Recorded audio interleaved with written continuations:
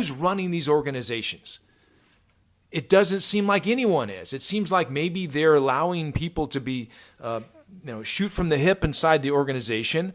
They're in there and they're kind of just rogue characters, rogue actors, able to kind of say, no, you're in, no, you're out. They didn't cite anything this time because there's nothing violent that I promoted in the podcast. It's ridiculous. So it's far lopsided, as the article from Breitbart says. They're spot on. And I had received notices from several others who said that if they post anything that supports Kyle Rittenhouse, that they're getting banned. So there are people who are getting banned and there are others who are not. It's not being consistently applied, but they are not banning anyone showing support for those people who had attacked him. And so it's not being evenly applied. So as such, they are more likely to lose their minds if Rittenhouse is found innocent. And again, these are people who are fond of rioting. Absolutely. They have supported rioting left and right. Breaking things, hurting people if you don't get your way. That is one of the most evil approaches to life, in my opinion, because you cannot physically attack somebody if they have verbally disagreed with you. It is not acceptable. It is immoral. We've always had our civilization founded, that is, in America, founded based on Judeo-Christian values. And one of those bedrock values is the Golden Rule.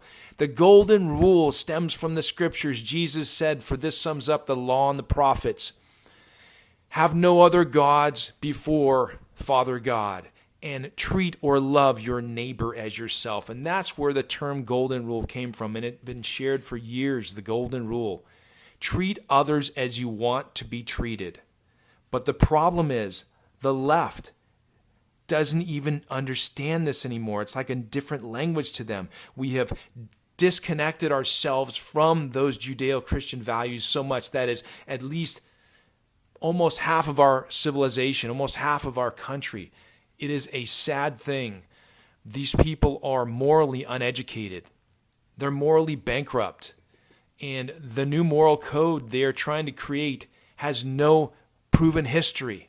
There's no proven history of building a civilization like we have had with the Judeo-Christian scriptures, building Western civilization, building Israel, etc., with the Judeo-Christian scriptures as a foundation. There's nothing with the new moral code of the left. And that's why you're seeing these crazy inconsistencies on Facebook, Meta, whatever they call it, on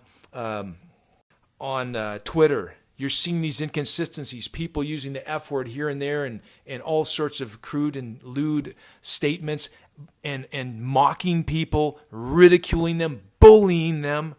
But then you see a statement that someone says that's against their, quote, woke agenda or their woke moral code, and all of a sudden they act like you've committed the worst sin in the history of the world.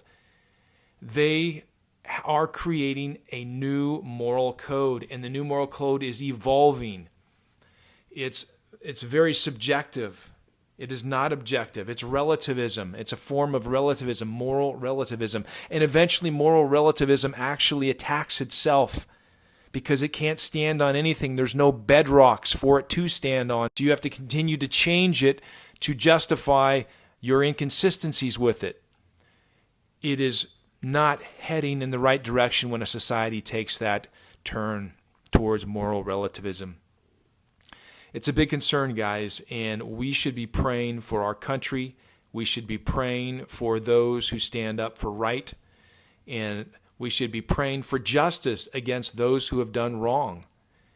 And it's clear in this case, what I've seen with Kyle Rittenhouse, he does not look like he has broken one law in this particular case.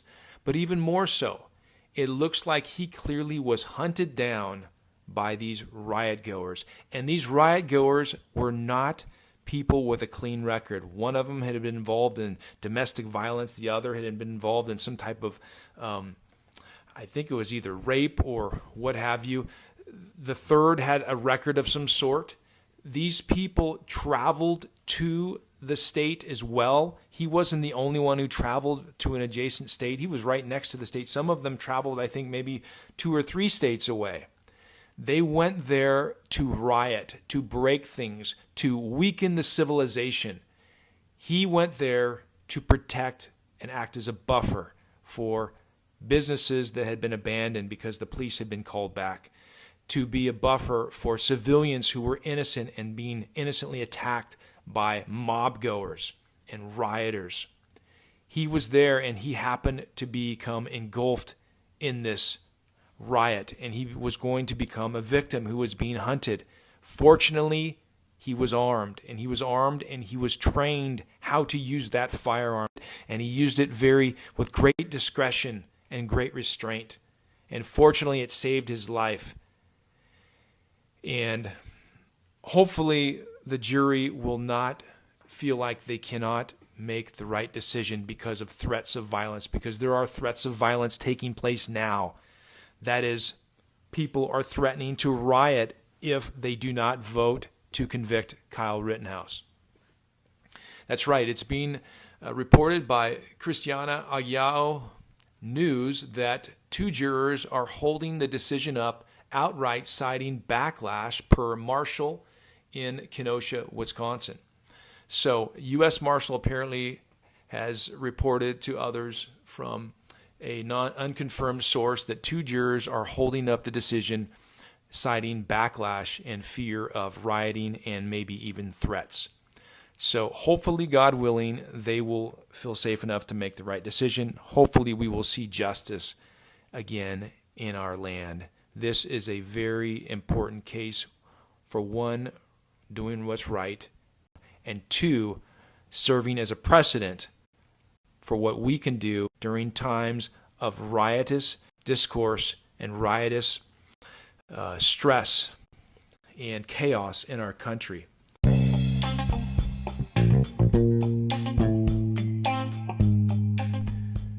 It'll be interesting to see what goes on next in this ongoing saga. Thank you for joining us for the Patriot Nation podcast. Take care, God bless, and I look forward to speaking with you guys next time.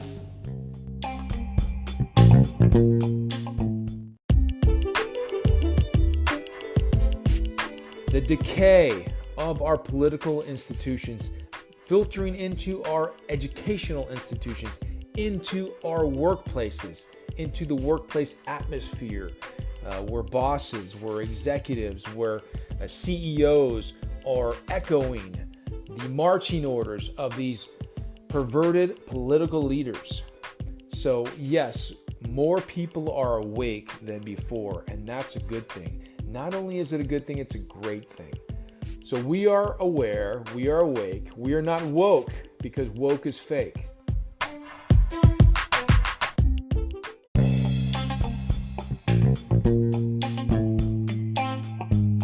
We believe in God, we believe in country, we believe in the golden rule, treating others as we want to be treated.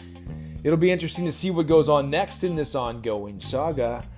Thank you for joining us, Patriots, for the Patriot Nation podcast. Take care. God bless. We'll see you guys next time.